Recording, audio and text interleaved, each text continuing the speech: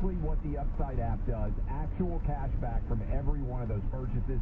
It's a smart idea. Upside app, free in your app store, partnered with tens of thousands of gas stations, grocery stores, restaurants to give you cash back.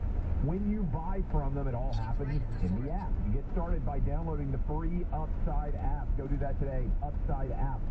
It takes you all 2 minutes, set up an account. Every time you're on your way to fill up with gas, go to the store. You can check out the app to see where the savings are. You can save 40 or 50 cents a gallon, 13% or more off at grocery stores. And over the course of a year, it's really easy to get hundreds of dollars or more back. In comparison to credit card rewards, you can earn 3x. Download the free Upside app. Use our names Clay and Buck when you do. Get hooked up with 25 cents back for every gallon in gas in your first tank. Thanks for listening to Clay and Buck on News Radio WAT at 580.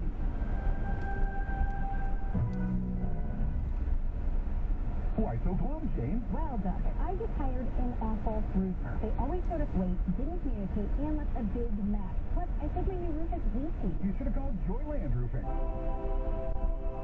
Did I just hear a choir of angels? Yeah, they go whenever I say Joyland Roofing. Why? Well, Joyland Roofing replaced my roof, and, well, it was a joy. Really, Doug? It's true. Joyland Roofing was polite, on time, responsive, and left. Yeah, we just crossed into Dauphin County. Roof? It looks great, and it came with an ironclad board. Who's this roofer again? Joyland Roofing. Let me try that. Joyland Roofing. Joyland Roofing. Nice. Now, where do you find these guys? Go to joylandroofing.com or call 717-789-ROOF. Okay, that's joylandroofing.com. Want to take your retirement planning to a higher level? Tune in this Sunday at 8 a.m. for Elite Wealth Strategies with Bruce Smith, presented by the Wealth Care Investment Center. Visit us online at wealthkare.com. Candlelight shopping back at Ben Dutch Furniture's Gift Shop. Friday, December 8th and 15th from 4 to 7 p.m. Get 10% off everything. Enjoy snacks and getting into the spirit with Candlelight Shopping. Ben Dutch Furniture Store at the Markets in Shrewsbury. This is Mitch Cannon from Turner Kia on Chambers Hill Road, announcing a season of giving back sales event. It doesn't matter if you've been bad or good, naughty or nice. Everyone gets our very best price. In fact, for the first time in years, we're selling new Kias at invoice. That's right, new Kias at invoice. And exclusive of that offer, Turner Kia will give you up to 130% of Kelley Blue Book fair market value for any trade in any condition for the purchase of a new Kia. That's right, you can get out of your old car even if you have months left or still owe thousands and get into an award-winning Kia or less. Is your credit on the naughty list? That's okay. Turner Kia is the home of holiday credit forgiveness. So buying a new Kia at invoice sounds like fun today at Turner Kia by the Target Shopping Center in beautiful Harrisburg, PA, or turnerkia.com. Max pay for the purchase of select models. Negative equity refinance for new loans subject to lender approval. Offers no combined expires month end. Hi, I'm Henry Winkler. My eyes are very important to me. My eyes connect me with things I love. I loved my late father-in-law dearly. He always lit up a room, but his vision dimmed with age. He had age-related macular degeneration, or AMD. And since partnering with Apellis, I've learned there's an advanced form of the disease called geographic atrophy, or GA. His struggle with vision loss made me want to help others know about GA's warning signs. For some, straight lines seem wavy, like when looking at a door frame. For others, blurry or missing spots can make it hard to read or see loved ones' faces. Many have trouble seeing in low light, making driving at night difficult. GA gets worse over time and cannot be reversed. If you've been diagnosed with AMD and notice vision changes, don't wait. Talk to your eye doctor about GA today. Learn more at GAWon'tWait.com. That's GAWon'tWait.com. This is Casino Motors. This is what's trending from iHeart Sports Network. Presented by DraftKings Fantasy Sports. Penguins GM Kyle Dubas says Mike Sullivan isn't going anywhere amid the team's struggles, calling his coach the right guy to get the team turned around. More than 26 million people tuned in to watch the Eagles-Cowboys game Sunday night, making it NBC's biggest December game audience since 2016. And NFL owners are expected to vote this week on expanding the league's international games to Spain and Brazil next season. I'm Scott Davidson. Check out what DraftKings has to offer with Coach Sports. more fun when you're in on the action. DraftKings, the crown is yours. Gambling problem? Call 1-800-GAMBLER. Age and eligibility restrictions apply. Void or prohibited. See DraftKings.com for details. Breaking news at 1, around the clock. News Radio WHP 580. Good afternoon, I'm Christian O'Donnell. In the news, President Joe Biden has returned to Pennsylvania for the 9th time this year. His trip to Philadelphia Monday was at least the 15th since he took office in January of 2021. The commander-in-chief was in Fairmount to announce federal money to reopen 3 fire companies in the city. They've been closed for more than 15 years. The president also held a fundraiser, which was attended by Governor Josh Shapiro, former Governor Ed Rendell, and other prominent Democrats. More than $31 million in state funding will not be cut from the state's only veterinary school. Several Pennsylvania state senators from both parties said they would not vote to approve giving money to the University of Pennsylvania's veterinary school until President Liz Magill resigns. That happened Saturday. The Pennsylvania House approved PennVet's funding in May, but it still requires a 2/3 majority of the state Senate to approve for the school to actually get its funds. I'm Tristan O'Donnell, breaking news at once on WHP 580 and online at WHP580.com. News Radio WHP 580, powered from the L.B. Smith Ford Lincoln Studios. Now by Tucker Carlson, who has got a brand new business that he is launching. I believe it launched yesterday. I'm sure that many of you have already checked it out. Tucker, thanks for coming on the show. Let us know what you got cooking. What's the new business and how's it going to be set up? Gentlemen, thank you for having me. Well, it's a streaming service, and the point, I'm not a business person, but I am a free speech person, and the point is to protect speech from advertising boycotts and pressure from corporations. And really the only way to do that is to build a subscription service where people, pay for some percentage of the content that they watch, and then you're a fortress. There's no one can shut you up at that point. And that's the conclusion that I've come to after, a lot of years of doing this and having been shut up a few times through advertiser boycotts or corporate pressure, whatever it happens. But I think going particularly into this next 12 months, you're going to need outlets that can't be shut up. You literally can't make them be quiet. And you don't have to watch if you don't want. You don't have to listen if you don't want.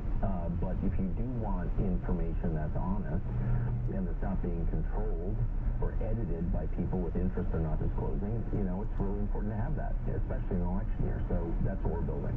Hey, Tucker, it's Buck. I see that Elon, of course, now that he is for free speech, the left has decided that he's like public enemy number one, even though he's arguably doing more for, the issue of climate change and clean energy and all this than any other human being in history. They don't care. They hate him because he's for free speech. Is what you're doing really And it looks like we just crossed into Hershey, Pennsylvania. X exists at this point. People ask me, I don't even bother posting really on Facebook or these things anymore. People can post for me sometimes, but they're not free speech places at all. So is X kind of a critical ingredient in the plan? And how does Elon's vision and your vision, how do they intersect? Are you kidding? Yes. And by the way, Facebook, Instagram, TikTok, you can reach a big audience with YouTube. Mr. Beast does.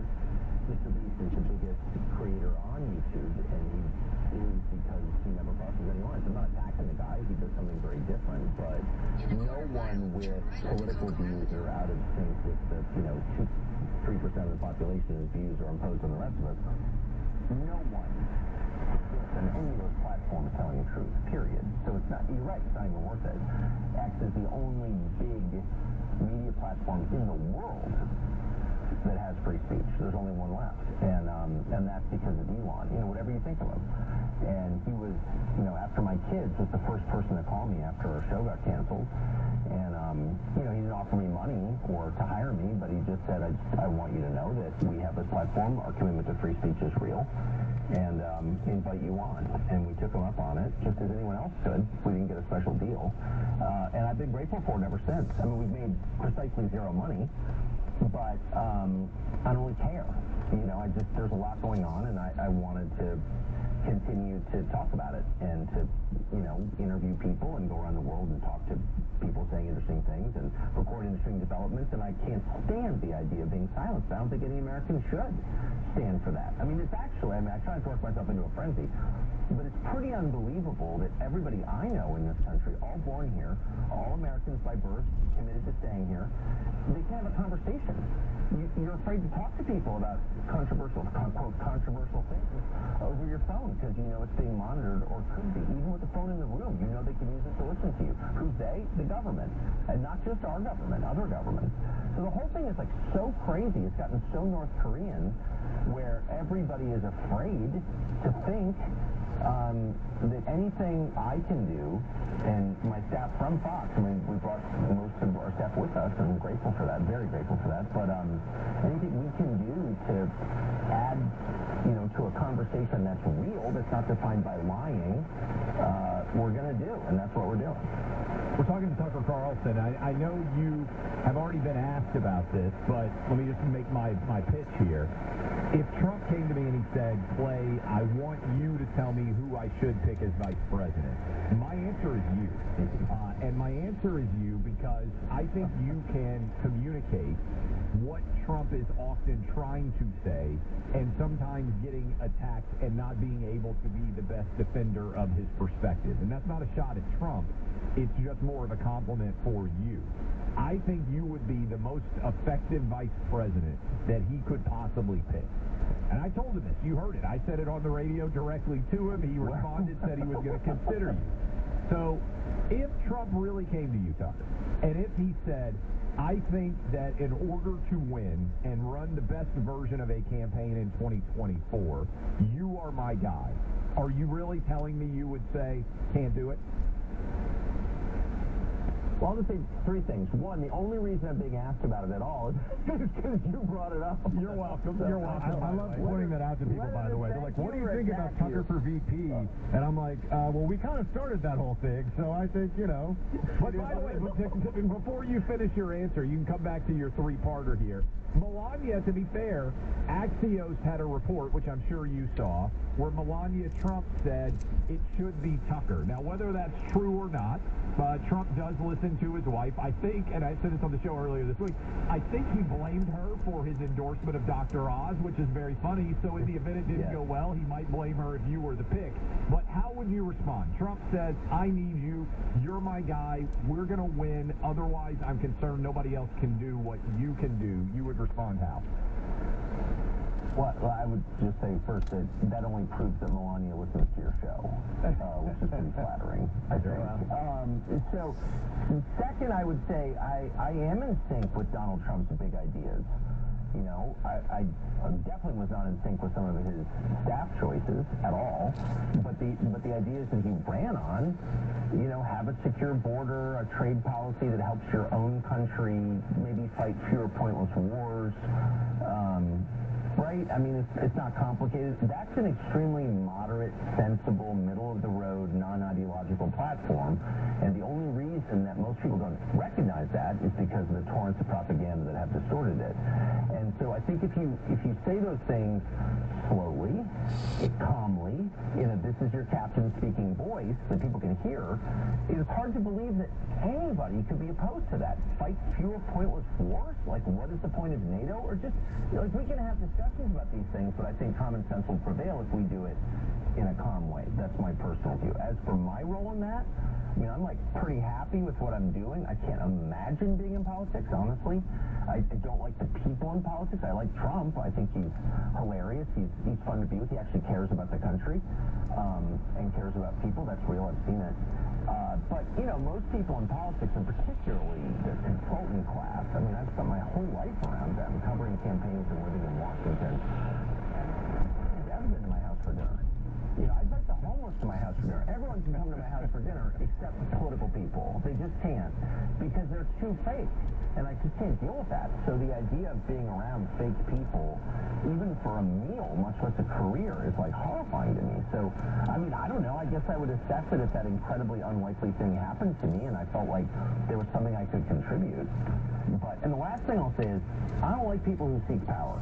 I don't, and I never have, and I also don't like people whose goal is to become rich. I don't like that either, and I know those are unpopular views, but I mean it, and I'm just going to say it because I don't care anymore. I just don't like, if you want a lot of power over me, you should not have power over me. That's how I feel. And if your goal in life is to have more money than you can spend, then you disgust me. That's called greed. It's like eating more food than you can digest, which is gluttony. It's just gross. And so, those are just not, you know what I mean? Like, if you get rich in the process, that's great. But, and if you get powerful in the process because people, want your leadership, I get it. That's a byproduct, though. That's not a goal. And politics draws a lot of people who want to be rich and famous and powerful for the sake of being rich and famous and powerful. And that's just, absolutely repugnant to me. Sorry. Frankly, Clay, a lot of people